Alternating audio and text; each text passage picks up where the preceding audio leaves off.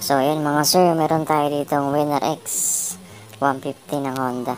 So tuturo natin sa inyo kung paano mag-change oil nitong Winner X mga sir. So dito gagamit tayo ng socket na 17mm.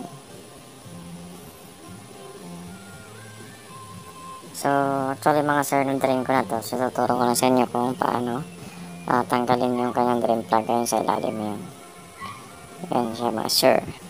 Kung makikita nyo yan, 17mm yan mga sir. So yun ang ating luluwagan para matanggal. Tapos dito naman nilalagay yung bagong langis mga sir.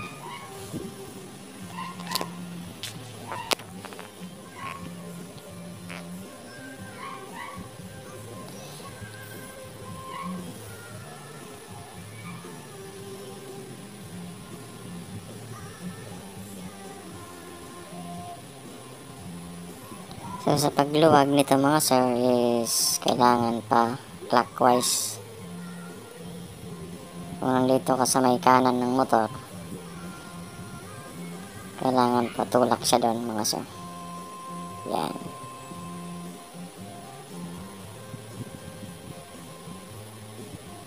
So yan lang mga sir, ganun lang siya. Pa-clockwise yung pagbukas ng drain plug nito. So yan yung drain plug. So natanggalan natin yung langis mga sir kanina. So tuturo ko lang paano.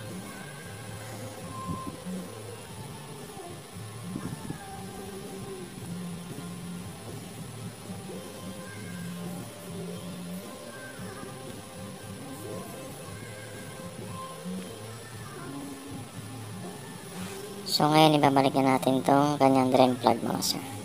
Punasan nyo muna. So actually yung sa ilalim niya napunasan ko na rin. So ilalagay na natin tong drain plug.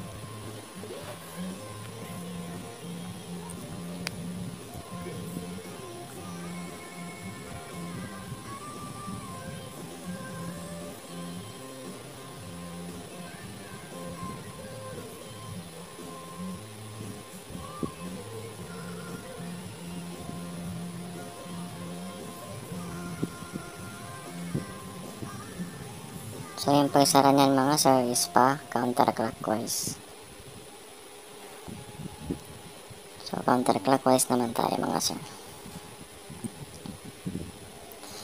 Yung saktong higpit lang mga sir, wag naman yung sobra.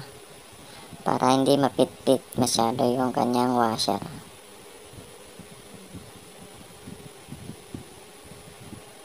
Okay, so yun mga sir, at ang ilalagay natin ditong langis is yung shell mga sir.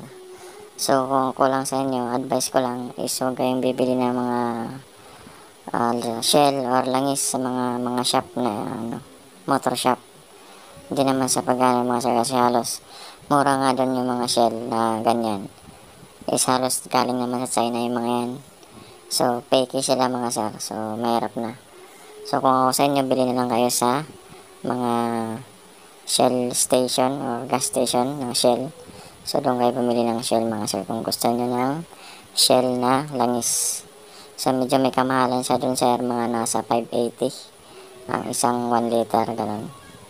So dito pala mga sir sa Winner X, kailangan natin ng 2 liters kasi nga ang ilalagay natin dito is 1.2 1 liter at saka 200 ml. So yung nasa manual nito is nasa 1 liter lang, or 1 liter and 100 ml. So ang ilalagay natin dito is 1.2 mga sir. Bakit nga ba 1.2? So ito kasi yung nakasanayan namin sa mga kasama namin naka RS150, GTR, CBR. So halos yun ang nilalagay namin, 1.2. So hindi na namin sinunod din sa manual. So nasa inyo naman yung susundin nyo, okay lang din mga sir.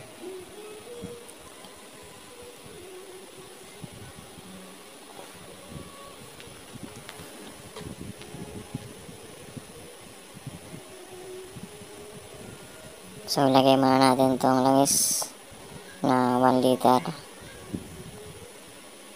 So itong shell pala na ito mga sir is nasa 580 nga. So ang ano nito is long ride, Shell Advance long ride. So ang kilometer odo na kakayanin niya is nasa 6,000 odo. hanggang 6,000 todo. So itong langis na to is pwede pang long ride, endurance, etc. Na medyo malayuan ang biyahe. So mas maganda kung ito yung gagamitin nyo mga sir.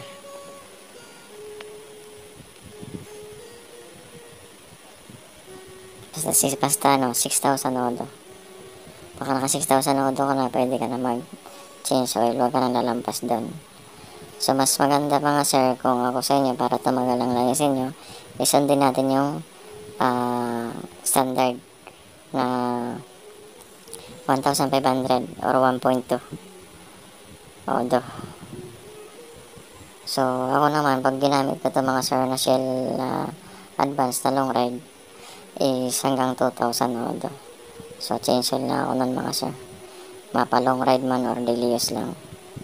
So ito gagamit tayo ng panukat mga sir. So lalagay natin dito is 100 ml. I mean 200 ml pala. So yung panukat ito is 100 ml. So dalawang ganyan na puno ang ilalagay natin.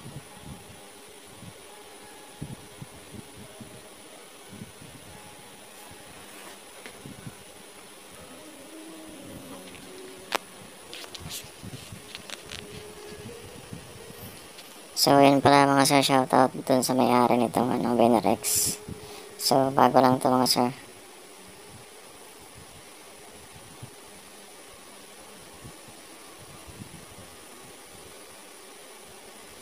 Sunod na mga videos natin mga sir, gawan natin ng product review itong kanyang Venerex.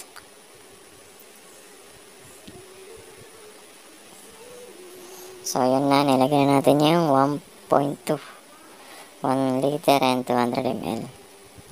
So isara na natin mga sir.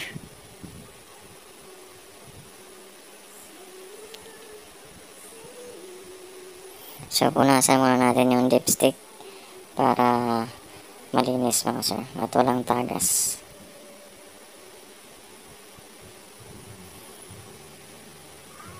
So sa pagsara naman ito mga sir is dapat sakto lang din. Huwag yung masyadong pakasikip para yung o-ring hindi mapitpit.